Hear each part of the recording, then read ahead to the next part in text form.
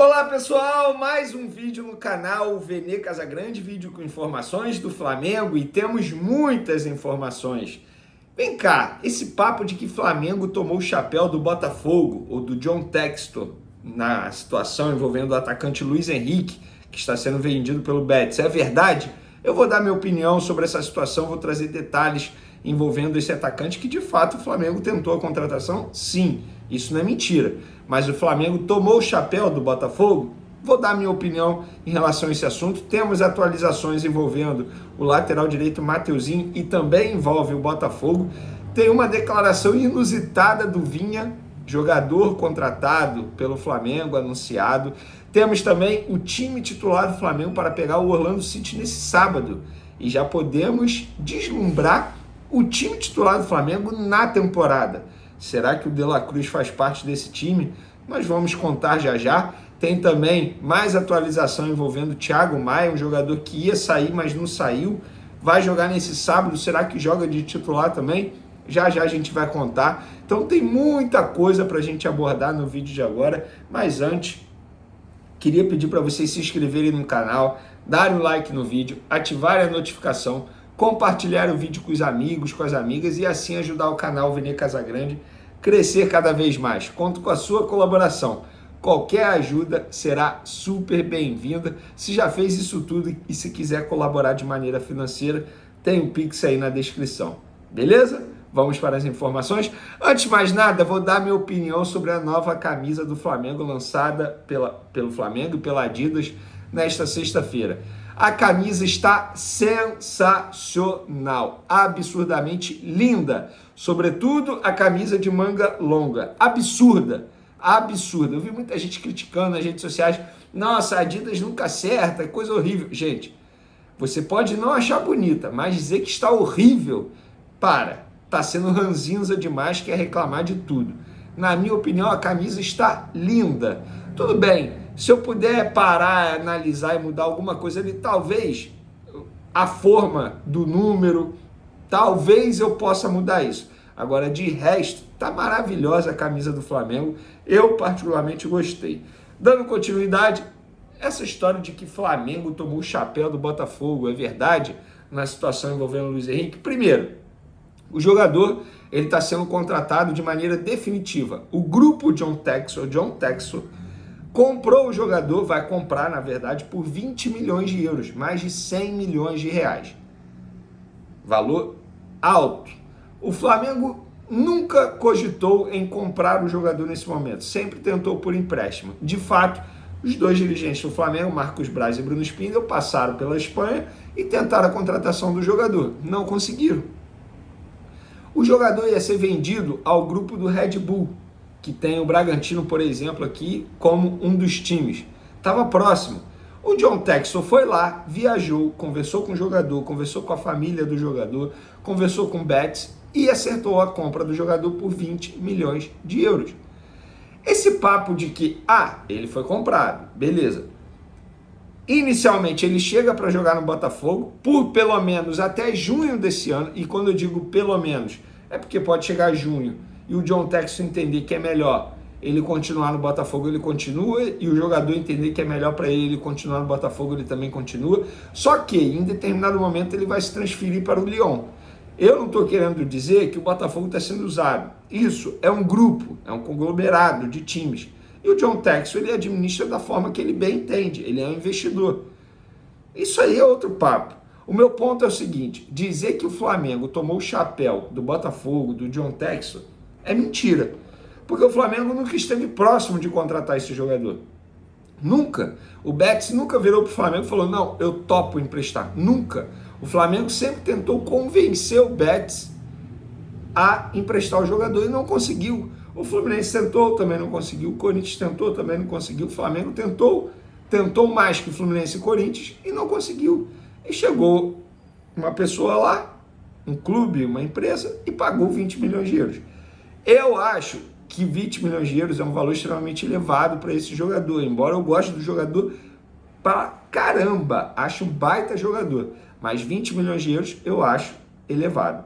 Mas para resumir, o Flamengo não tomou chapéu nem do Botafogo, nem do John Textor, nem de outro time, porque nunca esteve próximo de contratar o jogador. Chapéu foi o que o Palmeiras fez com o São Paulo na situação do Caio Paulista, o que o Botafogo fez com Fortaleza, envolvendo o Alexandre Barbosa, o zagueiro. A gente pode ter outros exemplos aí, mas nesse caso aí o Flamengo não tomou chapéu não. Dando continuidade, Mateuzinho, lateral direito. O Botafogo tem interesse em comprar esse jogador junto ao Flamengo. Informação que a gente trouxe em primeira mão, a gente vem acompanhando essa situação.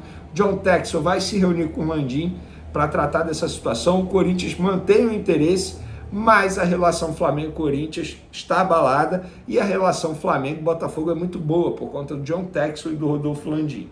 Eu estou começando a achar que o Botafogo vai levar esse jogador, mas isso por enquanto é achismo, entendendo toda a situação aí. Mas a ideia do Botafogo é comprar esse jogador junto ao Flamengo. O Flamengo topa fazer negócio, agora eles vão conversar. Dando continuidade, os amigos do GE soltaram aqui. Flamengo usa a pré-temporada nos Estados Unidos como networking para internacionalizar sua marca antes do Mundial de 2025.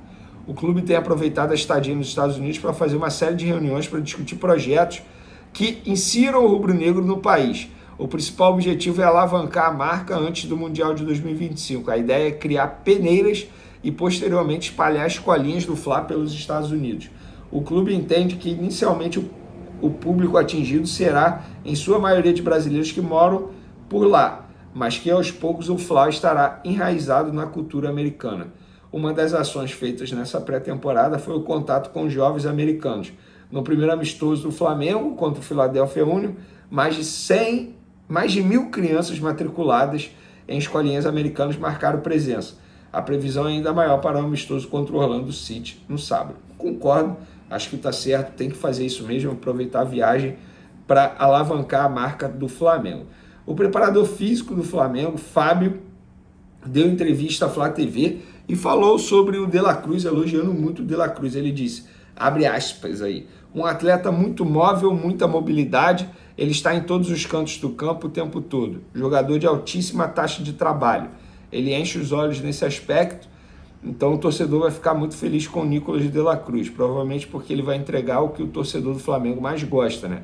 Aquele jogador que participa o tempo todo. É importante. Kleber Xavier, que é um dos auxiliares do Tite, falou também sobre o De La Cruz. A gente já vinha observando a distância, nada de diferente. E é um cara que fora do campo está se entrosando muito, como ele mesmo colocou em algumas entrevistas que ele deu. E a gente sente isso também junto com ele. O grupo recebe muito bem. É um atleta muito inteligente, muito dinâmico. Tem essa característica de fazer uma, duas funções. E bem, já fez isso há muito tempo no River, faz isso atualmente na seleção com o Bielsa, e a gente vai poder tirar dele mais ainda, ou manter esse nível altíssimo que ele tem. Vai nos ajudar muito, com certeza. Pois é, hoje foi uma série de entrevistas na Flá TV. O Vinha, novo reforço do Flamengo, lateral esquerdo uruguaio, foi questionado na Flá TV como foi encarar o Flamengo nos tempos de Palmeiras. Para quem não sabe, ele se destacou muito com a camisa do Palmeiras antes de ser vendido para a Roma.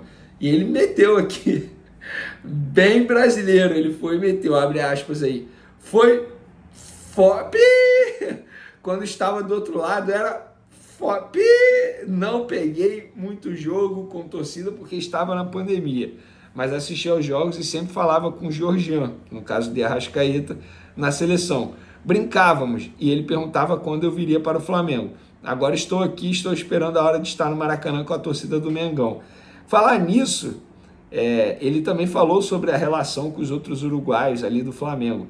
Ele falou, muito bem, já conheço o Varela, Georgian e o Nico. Isso facilita a adaptação à equipe. Já enfrentei alguns. No dia a dia vou pegar mais o carinho pelos companheiros, conhecê-los dentro de campo. Acho que a adaptação com os uruguaios vai ser muito rápida. E ele falou também que o Arrascaeta ligava para ele todo santo dia. Todo dia falei com ele, com o Arrascaeta. Ele perguntava toda hora quando eu viria. Falávamos da negociação, todo dia eu falava com ele. Mas agora já estou aqui, estou feliz. Agora é treinar para estar pronto. Agora sou Mengão. E pode parecer bobagem, cara, mas isso ajuda demais. O caso do Arrascaeta ficar conversando com o cara durante a negociação. Isso mantém a chama do interesse do atleta ali ligado o tempo todo, sabe? E o Vina foi isso. O próprio De La Cruz já está se adaptando muito rápido ao dia a dia do Flamengo graças ao Arrascaeta.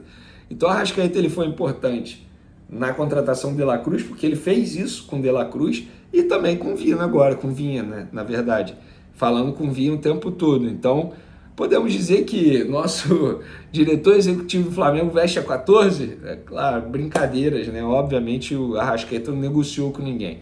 Mas esse contato que ele manteve aí com esses jogadores com certeza ajudou demais a diretoria. Mudando de assunto, vamos falar do time. O Flamengo entra em campo nesse sábado em dose dupla. Primeiro sobre o time do Flamengo que vai pegar a Portuguesa pelo Carioca. E a novidade, na minha opinião, vai ser o Thiago Maia, que treinou de titular. Ele deve ser titular nesse jogo aí, nesse time que será comandado pelo técnico Mário Jorge.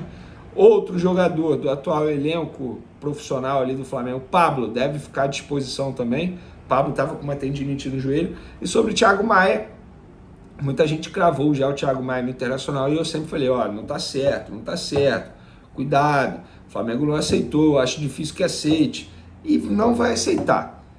Se não tiver um jogador encaminhado para essa posição, no caso de volante, o Flamengo não vai aceitar. O Flamengo entende que Thiago Maia vai ser importante no período da Copa América, quando o Flamengo vai perder Pulgar. Ah, tem o Alan, mas não sabe se o Alan vai estar à disposição, bate na madeira aí, mas ele pode se machucar, isso é inevitável no futebol brasileiro.